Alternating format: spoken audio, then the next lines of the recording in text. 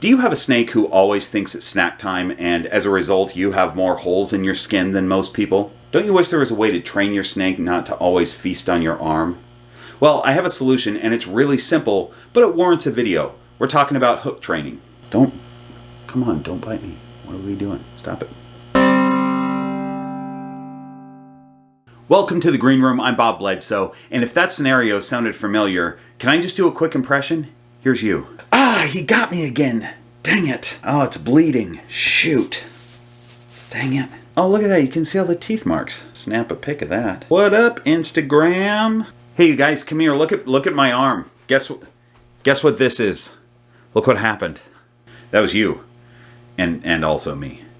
Say hello to my brother Kent behind the camera. Kent, would you touch a snake with a snake hook? I mean, how long is the hook? Let's say a 10-foot snake hook. How big is the snake? Small. Heck no! We'll keep working on him. I've had a number of requests for a hook training video, so we're going to talk about it. It's a really simple training tool, but there's a few things that a lot of people don't think about. So in its basic form, hook training is going into your snake's enclosure with a hook and touching them with it to let them know that you're not there to feed them. They don't have to go into feeding mode, and hopefully that gets them out of feeding mode, and they can either coming out, you're either going to pull them out, or maybe you're just spot cleaning, changing water, whatever, but you're doing it with a snake that's not in food mode because you touch them with the hook. My reticulated pythons are hook trained, and my black-headed python is hook trained, is working on being hook trained. I don't currently have any ball pythons that need it, but many of you do. There is one optional piece of equipment involved in hook training, and that is a snake hook. That's right, it's optional. You don't need a snake hook to hook train your snake. You can use anything that's kind of long and doesn't have a heat signature. A lot of people use a paper towel roll. So use whatever you have in your house. If you do want to buy a snake hook, in the description of this video there's a list of Amazon affiliate links, and in there is a snake hook that you can get on Amazon, and if you use that affiliate link it'll help the channel out by a few cents, but either way at least you'll see what I use and where I get it. People have been hook training their snakes for years. It's a really common thing to do, and snakes pick up on it really quickly. It's proof that they can be trained. Snakes are a lot smarter than people give them credit for, than even other keepers give them credit for. Now, snakes are pretty much instinctual creatures. They don't need much and they don't really understand much. Oh, so you've never hook trained any of your snakes? Oh, heck yeah. All my retics have been hook trained for years, and that bull snake over yonder, boy, if he wasn't hook trained, he'd be a real rascal. Cool. Yeah, them things are real dumb, though. You know who's smarter? This red-blooded American right here.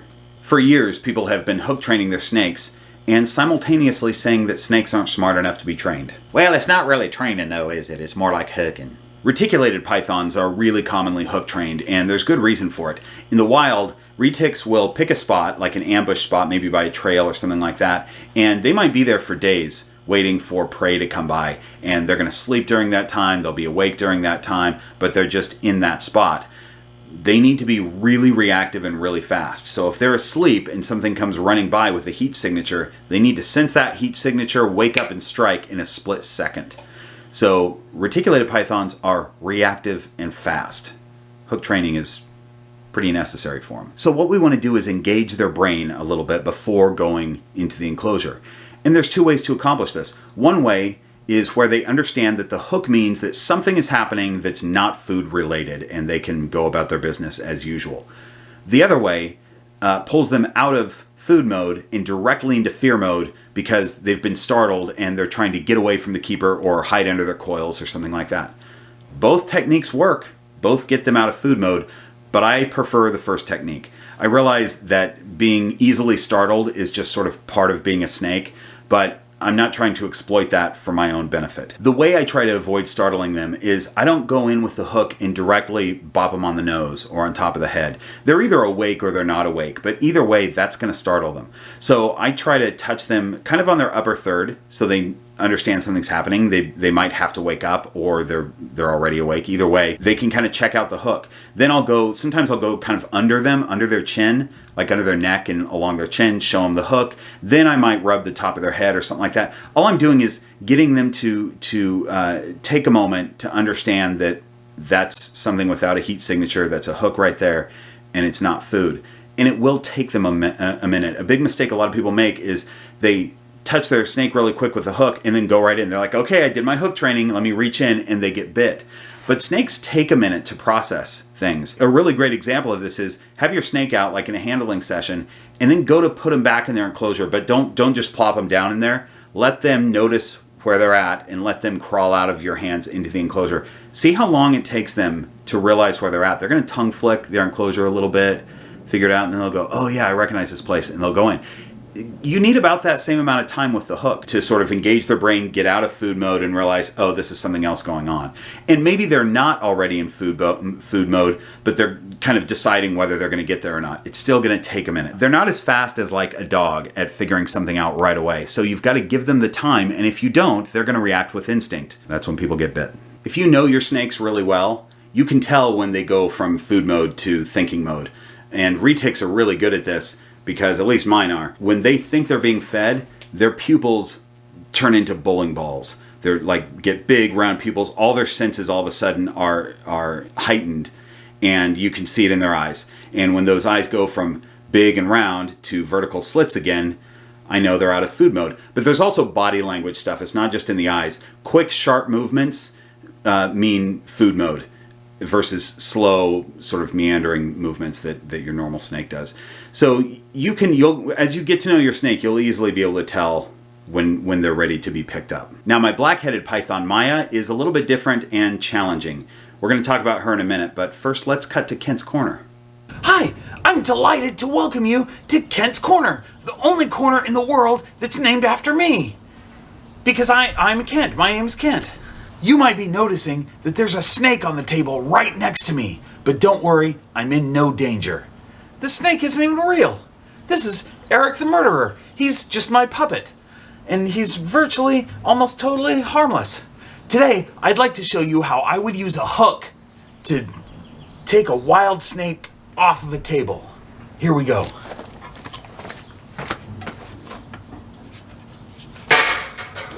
Simple as that. Except then I would run, hold on, I'm demonstrating. Then I would run as fast as I can and get to the nearest safe zone, like a police station or a hamburger stand. Thank you for watching Kent's Corner, the only internet show that planes always fly by over the top of.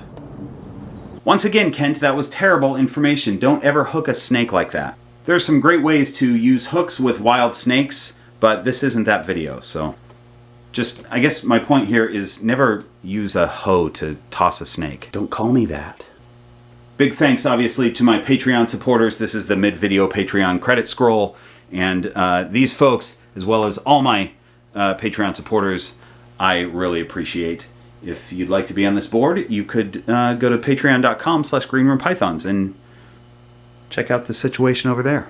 Anyway, thanks you guys, appreciate it. Let's talk about hook training Maya, my black-headed python. Now, I'm a total noob when it comes to black-headed pythons, and I only have one example. I only have one individual to learn from. But I quickly learned with Maya that she needs to be hook trained and target trained, and she's going to take a little bit longer with both of those because her food drive is so strong. I've heard from a lot of people that black-headed pythons tend to be bitey. They're not defensive necessarily, and in fact, when they are defensive, they usually do a bluff strike. They don't even bite, but they tend to be food bitey, and I like to try to figure out why that might be. Here's my theory about this. In the wild, black-headed pythons are eating way more often than just about any other species of python, maybe tied with the other Aspidites, which is a woma python, because they're eating reptiles, and reptiles aren't very nutritionally dense. They need to have more to keep them going, so they're eating more often. And they've been tracked in the wild eating like 12 to 15 bearded dragons a week. And which is crazy. Not just bearded dragons, but blue-tongued skinks, other snakes, whatever they can get their mouth around. But they're eating multiple meals a day, oftentimes. Hi there, young lady. And so they're always kind of traveling and looking for food, and they're just in food mode. They've tracked them traveling up to 1/3 of a mile a day in search for food, and they just have to know that they could go around a corner and see something, and they just got to snag it really quick. So my theory is that they're just always in food mode. let me know what you think of this. If you're a black-headed python keeper that has kept them longer than me, so longer than a few months, let me know what you think of that theory. I also believe, and this may or may not be true, but I believe that my individual black-headed python is probably more food motivated than most, from what I've seen from other people's snakes. But that's cool. It just makes her a bit of a challenge.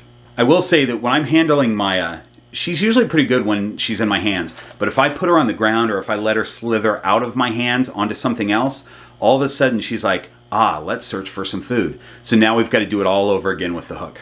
And not only do I let Maya know when you're not even Maya. This is confusing people. Can I just let you be back up top here? Not only do I let Maya know I'm there with the hook, but I also use the hook to pick her up and get her in my hands, because she's still, for the first 30 seconds or so when she's in my hands, she might still be in food mode.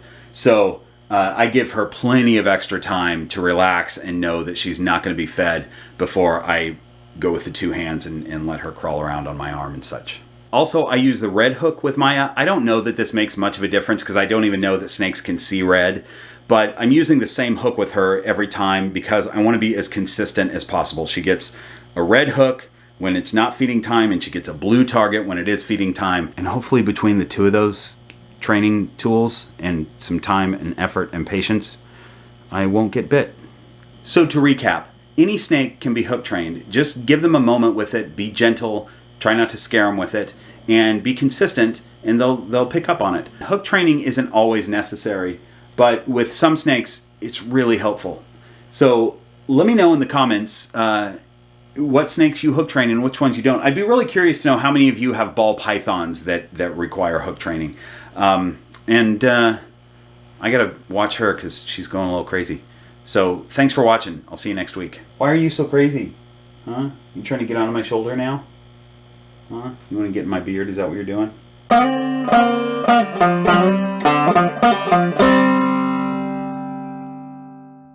to go on the net? You want to surf the net? Ha! Look at that. It's surfing the net.